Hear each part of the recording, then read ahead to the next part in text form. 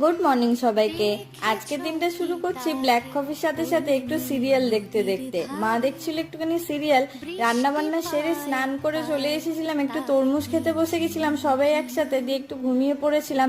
সন্ধ্যাবেলায় সব যাওয়ার জন্য আদি আমাকে নিতে এসেছিল, দিয়ে বেরিয়ে পড়েছিলাম সব যাবো বলে। দিয়ে একটা কাস্টমার এসেছিল, আগে থেকেই অ্যাপয়েন্টমেন্ট নেওয়া ছিল ট্যাটুর জন্য। তার ট্যাটুটা পুরোটাই কাস্টমাইজ, ওনার হাতে থাকবে সেরকমই ট্যাটু হয়েছে, যেটা ওর হাতেই থাকবে সেই অনুযায়ী আলাদা করে বানানো হয়েছে। আর উনি সত্যি স্যাটিসফাইড, প্রচণ্ড খুশি।